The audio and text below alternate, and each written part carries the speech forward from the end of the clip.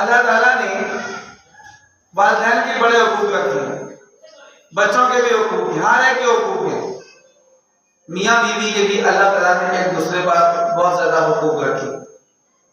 ہمارے پیارے نبی سب کہتے ہیں صلی اللہ علیہ وسلم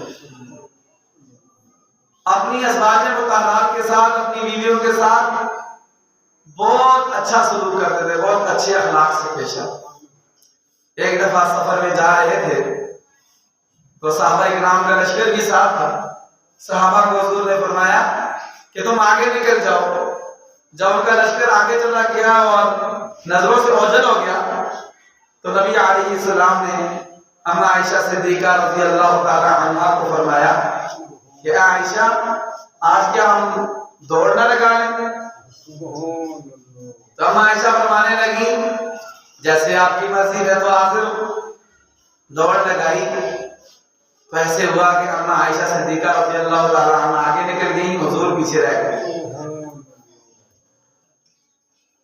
پھر کافی عرصے بعد پھر ایک سفر پیش آیا، حضور سفر میں جا رہے تھے، پھر اس طرح صحابہ کرام کو فرمایا کہ آپ آگے نکل جاؤ، سب نظروں سے اوجھل ہو گئے۔ تو پھر فرمانے لگے عائشہ آج پھر دوڑنا لگائیں۔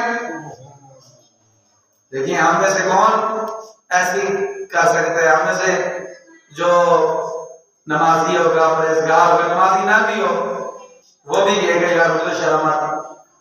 نمازی بننا کہے گا قاری صاحب، مولوی صاحب، تبلیغی صاحب، حاجی صاحب، وہ یہ کہے گا کہ میں نے اگر ایسا کیا تو میری بزرگی ختم ہو جائے گی، میری بزرگی میں فرق آ جائے گا۔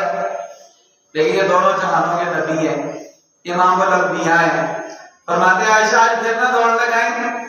عائشہ فرماتے ہیں ٹھیک ہے میں تیار ہوں۔ دوبارہ دوڑ لگائی تو حضرت عائشہ رضی اللہ تعالی عنہا فرماتی ہیں اب میرا جسم تھوڑا ہیلدی ہو گیا تھا تو میں پیچھے رہ گئی اور حضور آگے نکل کے دوڑ گئے۔